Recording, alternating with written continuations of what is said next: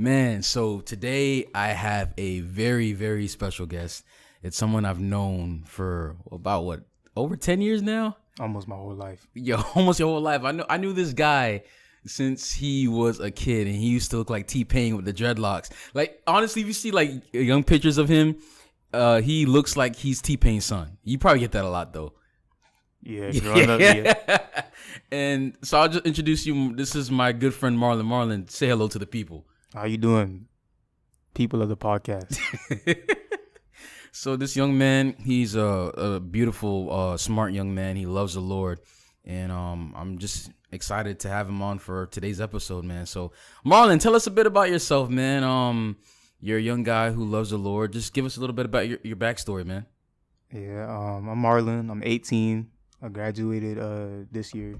You want me to talk about my testimony? Yeah, go ahead, man. All right. So yeah, just a couple days ago, I was baptized.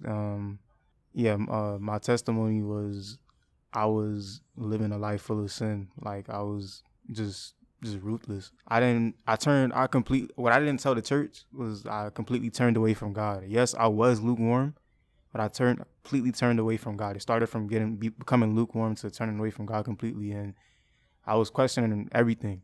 I remember a couple, maybe last month or two, I don't know, Pastor Allen had mentioned the thing about one of the higher ups in his church, the Trinidad Church. One of the pastors had went insane from watching these conspiracy videos and stuff like that. Really? I think I remember him saying that. Yeah, I believe the same thing was happening with me. Like during 2020, COVID was like a crazy year. Crazy year for you.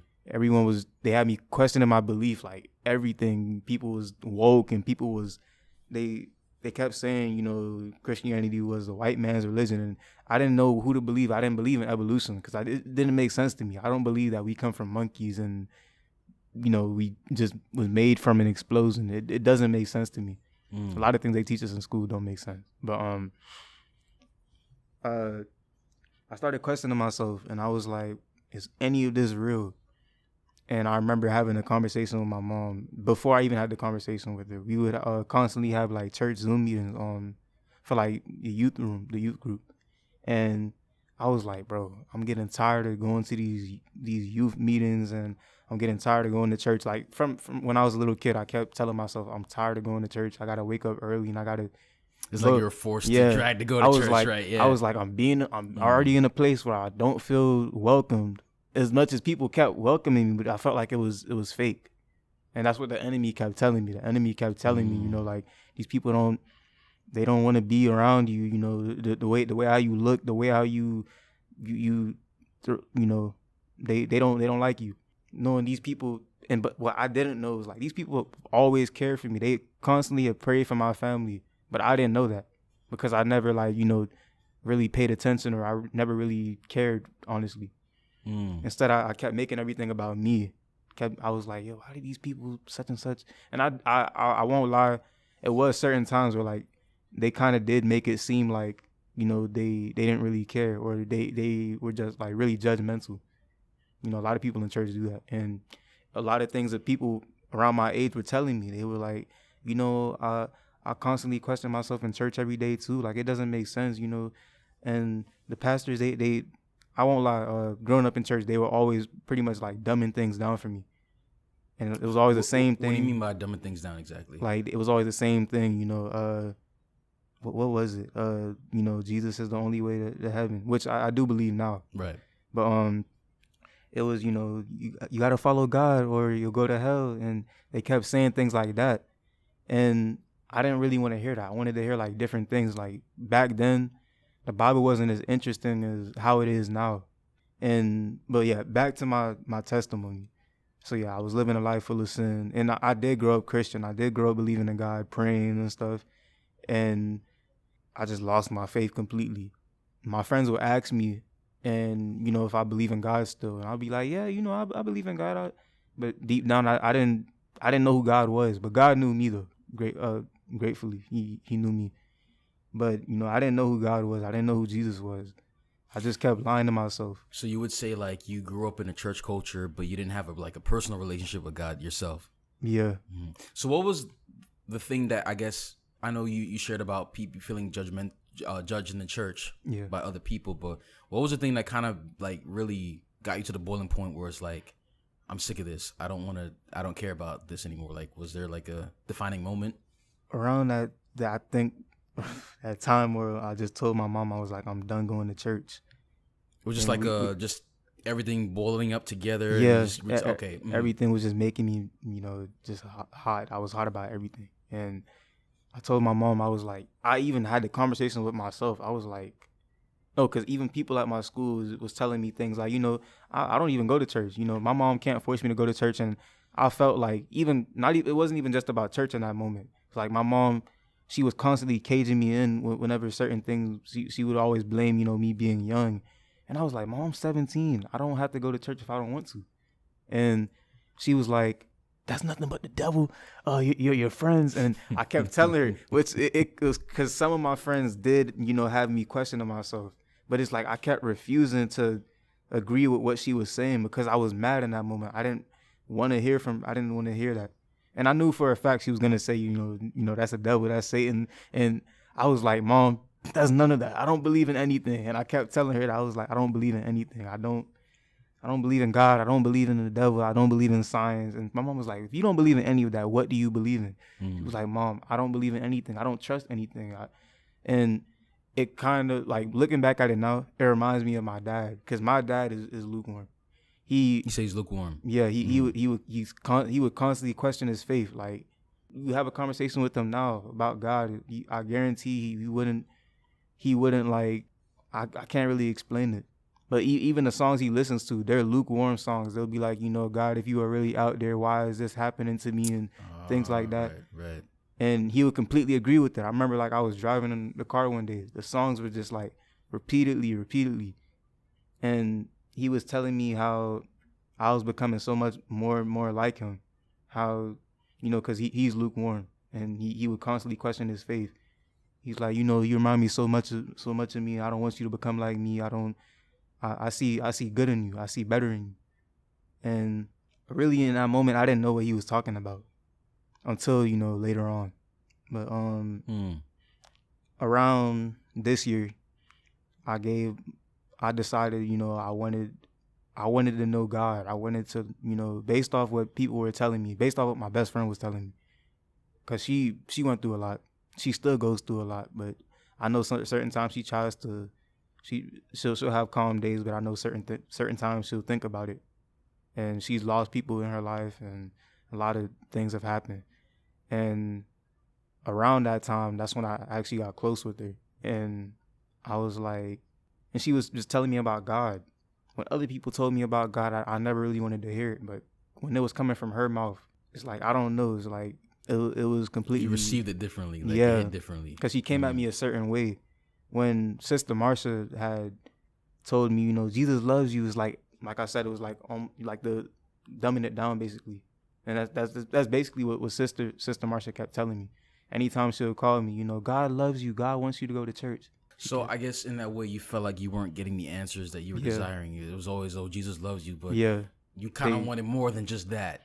You probably had a lot more questions. Is that what you were referring to? I kept question. I just wanted to know the answers to certain things, and over time, God did give me the answers to certain questions. I always, was certain things I always questioned. Right. And I remember what was it? I remember about my best friend again. So she was just telling me certain things in her life, and certain times she'll pray and God has answered her prayers. And she was telling me how she wanted to get rebaptized. She wants to go to church more. And I'm hearing it and I'm like, you know what? I'm gonna go to church one of these days. And I kept like saying it for like about a week or two. She got so aggravated. She was like, Marlon, shut up. If you're going to church, just go to church. Let's go. And I was like, dang. Okay, but so I went to church that one day, and I'm just sitting in church, and I'm like at this point I'm just doubting everything, and I'm like, bro, I already know what's gonna happen. That person's gonna drop to the floor. I can tell based off how the pastor's touching him, he's gonna drop to the floor and be dramatic. Right. That person is gonna scream. That person is, and I kept telling the devil was just all up in my head, you know, had me, you know, just stereotyping everybody. And that same day we were in church, the pastor started talking, but I decided to, you know, open up my ears. And pastor, I know for a fact he was talking directly to me, but he was talking to the church though. He was looking at me. God was like using that to speak to you directly. He was looking at me and he was talking to me. And most of the times I never listened to the pastor. Like I'll fall asleep in church and whatever the case was. And he was talking to me like, and I was like, what's going on? And I remember maybe a year ago when I was still in church a little bit, Bishop Allen, he had told me, he asked me if I was okay. And I was like, yeah, I'm fine. He was like, how is your relationship with God? And I said, you know, it's good. But around that time, I was lukewarm. Right. And pastor knew I was lying. He knew I was lying, and he didn't say anything. I felt like maybe because God had told him, you know, to just be patient. And it worked out in time. You know, God's timing is never wrong. It will never late. He's always on time. And that next year, you know, that's when it's like God was talking to me, but through the pastor, like you said, God was talking to me. And so before we continue, so the timeline is you grew up in church, but you always thought people were fake or people was put up a front. Yeah. And then over time, you got extremely frustrated to a boiling point where you said, I don't want to go to church. Yeah. And anytime someone told you, hey, Jesus loves you, whatever, it'll annoy you. But God used your friend to speak to you directly because he knew that you would have received from her. Yeah. And through her, you came back to church. Yeah, pretty much that. And then God was using Bishop Allen, which is the bishop of our church. God bless you, PA, if you're listening to this. You believe that God was using him to speak to you. Yeah. And you were getting convicted. Okay. Wow. Yeah. And so he was talking, and like certain voices in my head are telling me, you know, this man is just talking pure nonsense. But then like the other voice in my head was really telling me to just listen. Right, like Satan was just trying to. It's like a battle in your mind. But it's like in this scenario, Satan was actually weaker this time.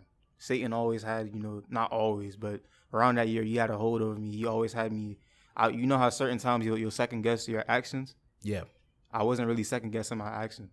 It's like you were more like you were hungry or you were seeking truth, so you're more like attentive. Yeah. Right. And so yeah, he's talking. I forgot exactly what he told me. Really and truly, I don't remember anything he said. But I know, like, whatever he said, it had me focused. And I'm like, is this man talking to me? Like, is he talking to me or is he talking to the church? Like, I'm like, bro. You think, is this God or is this him talking to me because he knows my situation? I'm like, how? I was like, how does the pastor know what I'm going through right now? Like, it doesn't make sense. And I'm like, I never told anybody. Yeah, I haven't told my mom. I'm close with my mom, but I'm not that close. Like, I'll tell my mom if I have a certain issue, I'll have a conversation with her. But, you know, I haven't told her like my personal problems and things like that. I'll tell my best friend things like that. And so he was talking to me, but he was talking to the church again, like I said. And then about like 15 minutes later, they start doing, you know, worship or whatever. And the pastor was like, stand up right now if you want to, I think it was commit to Christ, or maybe it was something related to it. Like giving your heart back to or like, no, if you're not afraid, walk up to the altar and, you know, just worship. This was last year or this year? This year. Mm-hmm. Like summertime. Mm-hmm. Yeah. And so I walk up and like I was, remember, you know, you second guess yourself. Yeah. And back then I always let the devil get the best of me. Like, it was certain times I always wanted to walk up to the altar, but I never had the courage or the strength to. And in that very moment, I completely ignored him. I walked up and I was like, I'm done. I'm walking up to the altar. I don't care. I walked up to the altar and I'm waiting to be touched or whatever. I'm waiting for them to touch my head and just pray over me. And I think he even told us to recite this prayer, and I'm reciting the prayer, and I already feel like it's not big, but I feel something. I feel something like coming through me. And he in that very moment, I felt like they knew it was some type of demon trying to get a hold over me or something, because too many hands were on me that day. Too many hands were touching me and praying over me. Like you started manifesting? No, I'm talking about like in that very moment I went up to the altar. right? Yeah, like about 10 hands were touching my head, 10 hands were touching my arms, my shoulders, and I'm ignoring it. You know, like I'm just listening to God at that moment, basically. And they're praying over me. I have my head down, but, you know, I have my eyes closed. You know, I'm trying to listen to the prayers and stuff. And Sister Cindy had told me, she was like, lift your head up. The moment I lifted my head up, I felt like some type of, I can't explain it. It was like some type of peace. I finally felt at peace. It's like all the voices in my head that kept telling me such and such and such, all that went away. In that very moment, everything went away. And wow, I was like, this can't be real. Like, this can't be God. Like, it can't be. And maybe like later on, Pastor Allen had asked if you wanted to commit to Christ, if you wanted to give your life back to Christ. And that very moment, I walked up. Pastor Allen told me to recite the prayer, and it was like, Jesus, I accept you. I want you in my life. And we went into the room. They talked about baptism for a little bit, and everyone was clapping. And I'm like, what? Like, I'm genuinely confused. I'm like, bro, what? The next week, it's crazy. Like, the next week, I go to church. You know, like, I'm in good spirits because, you know, what had happened the week before. And I even told my best friend, I was like, Kiera, you won't believe like what happened in church. Like, it literally would shock you what had happened. And she was like, I'm so happy for you. This is the friend that was kind of ministering to you. Yeah. During that time, that friend you had, right? Yeah. My best friend. I was like, Kiera, you won't believe what happened in the church. And I was just telling her, and she was like, I'm really happy for you. And I was like, you know what, I'm gonna go this week. I'm gonna go, you know, I'm gonna go. And I'm all excited to go to church, and I'm sitting next to KJ and Winston. You know, they're in the back of the church. Normally, they pretty much, I saw like the things that I did growing up. They were doing the same thing. They would just stand up in church, and, you know, they wouldn't really engage. They weren't really interested. And I'm looking at them, and I see everyone praising and clapping their hands and stuff. I'm doing the same thing because I'm in the mood. I'm in the mood to like actually worship and you know, and they're just standing there, and I look at them, and I start questioning myself, like, was I like part of the reason on why most of these kids, you know, do what they do in church? Like, a lot of them, when growing up, I always looked up to the older kids. The older kids, they always stood up in church and they dressed a certain way. Right. They didn't like dressing up in church clothes. They did whatever they wanted to do. They'll stand up in church, just stand there, but I didn't know what they were facing. I didn't know the type of things that they were going through. They would just stand there, you know, look cool. In my opinion, it looked cool. Looking at it now, it looks kind of cringy. And so I see KJ and Winston, and they just standing up in church and not doing anything, not engaging. And it comes to like, we're doing praise and worship, and Pastor Allen, he's getting everybody to go up to the altar. I walk up to the altar, and because I didn't, at that moment, I was telling myself, like, maybe God had told me to go pray for KJ and Winston. But I was like, I don't know what to do. I don't know exactly what to, I want to do it, but I don't really have the courage. And so I walk up to Sister Marsha, and I was like, Sister Marsha, I want to pray for KJ and Winston, but I don't know exactly what to say. And she was like, whatever is on your mind right now, just tell them. And I grabbed KJ and I grabbed Winston. I was like, walk up to the altar for me. He walked up to the altar. I was like, I told Winston, close your eyes. KJ, close your eyes, bow your head, lift your arms up. And I start praying over them, and I start touching them. And then I go over to my mom. My mom is crying. My grandma's crying.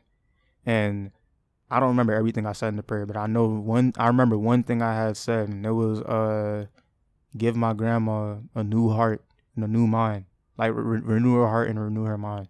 My grandma's a nice person, but it can be times where, like, she'll get aggressive, and she doesn't know how to handle her aggression. She'd be rough. Yeah, and too rough. You know Jamaican people. Yeah. And I wanted God to like open up her eyes and show her, like, you know, the different route, because, you know, I believe she's my grandmother's a follower of Christ, but it's certain, like I said, certain times she'll just overdo certain things. Right.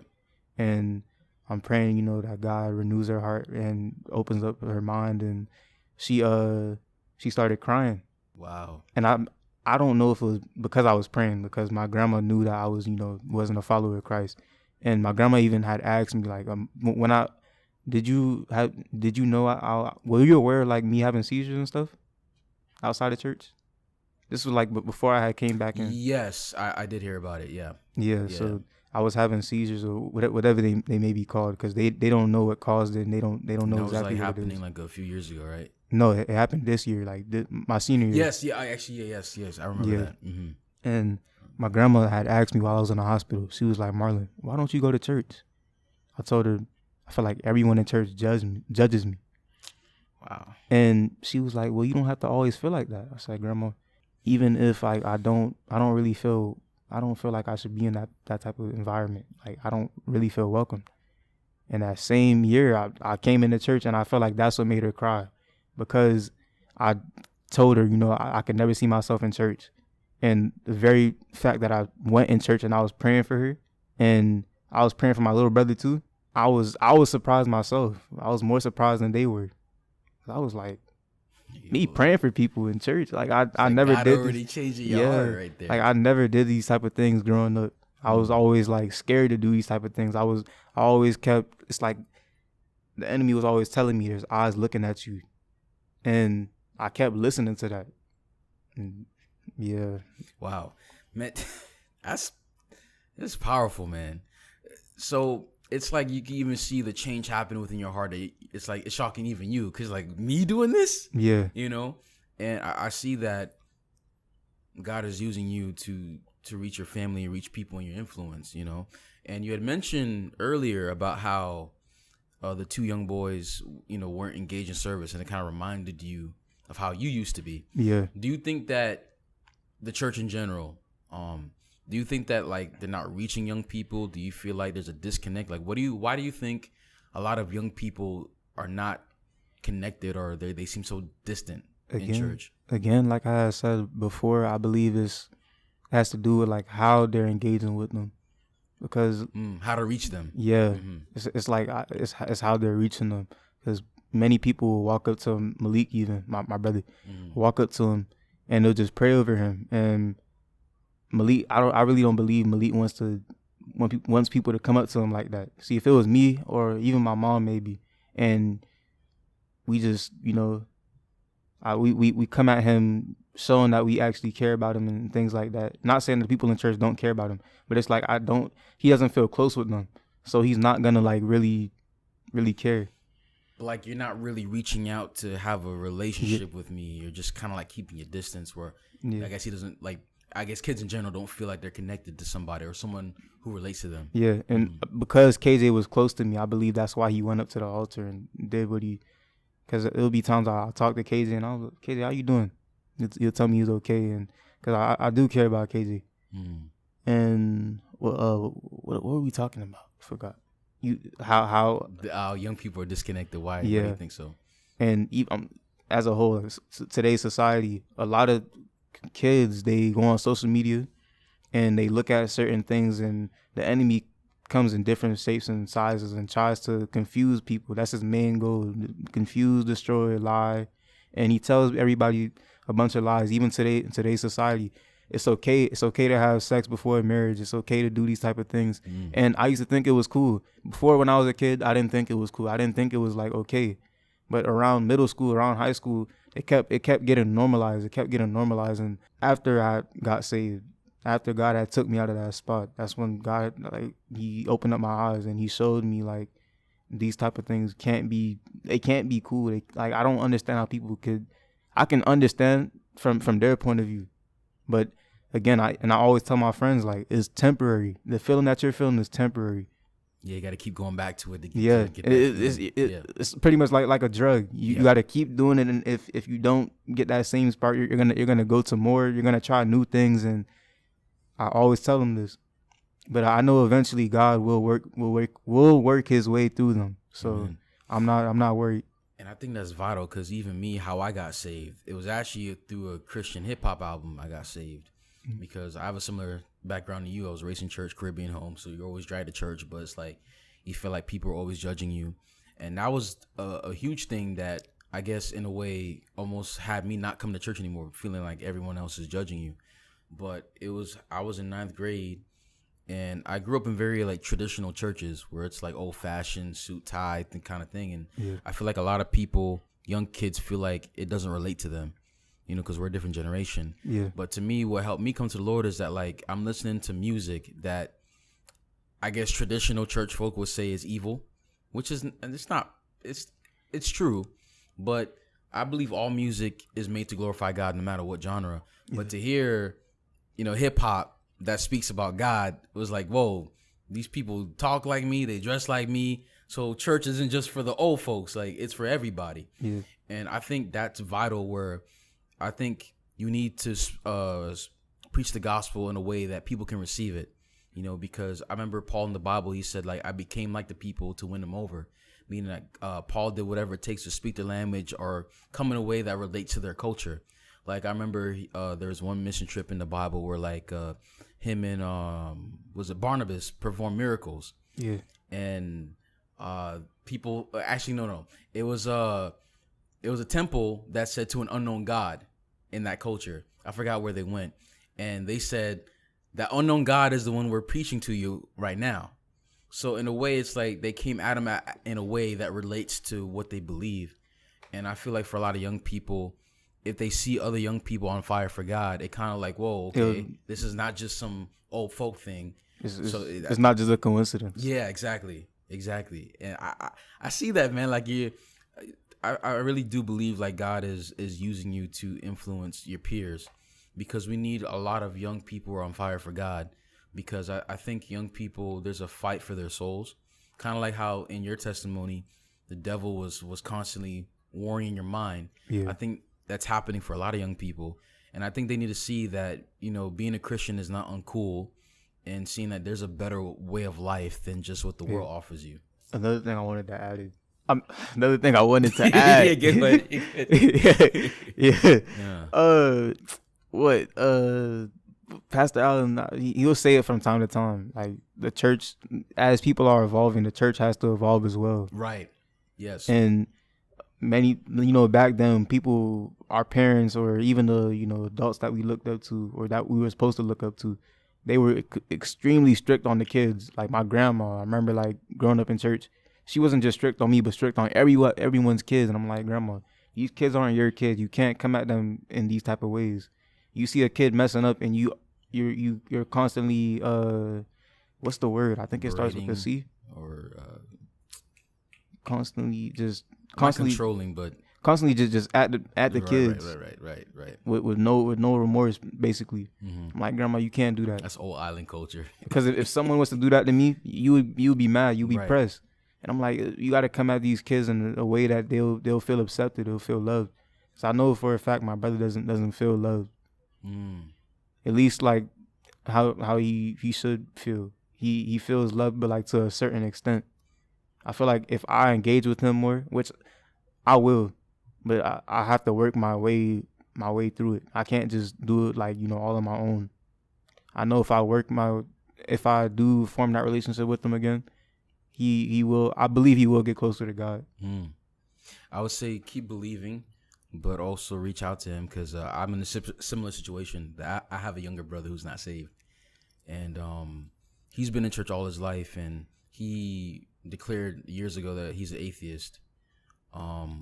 And I know for me, it wasn't going to be slamming him with the Bible, but just loving on him. Like even now, I see like even me sharing my own testimony, it's starting to plant seeds in him where he's more receptive. Because before he didn't want me to pray for him, he didn't want to hear about God, nothing like that. But me relating to him, understanding his struggles, and kind of showing him in a better way, it's like starting to break down those walls. And I think for some people, they may need to hear the gospel message, like just clear, avoid sin. Some people, it's through relationship that you bring them to Christ. So I believe that your brother will come around, and that just rely on God to help you with that, But man, you got a powerful testimony, man. Yeah. I know you got a lot more stories and a lot more things you've been through, I bet. Yeah. But I think that's just vital how God brought you back, and finally when at that altar you had an experience that I actually like felt God for the first time in my life. This just wasn't some act that I always observed as a kid, but experiencing God for yourself, like it's real, you know. And I think it was the same for me too. Like seeing people in church, you know, it was like whatever. But when you actually have God, you like the Bible says, taste and see that the Lord is good, you know. So it's like as soon as you felt that experience, like life changed for you. Yeah. You know, man, that's fire, bro. It's honestly fire. Well, man, I thank you for coming on, Marlon. I really do appreciate it, man. I think your testimony is powerful. Any last words you want to say to the people or encouragement? Maybe try to understand your word. Whatever you're going through, you won't go through for long. Things will get better as you grow with God and as you pray more. Don't just think, but like things won't happen, you know, automatically. But God will help you. So long as you have hope and you believe in him, God will help you and he'll provide for you. And I believe that. But thank you, everyone that's listening to this podcast. Amen. That's fire, man. I appreciate you coming on, man. Yeah, man. God bless, man.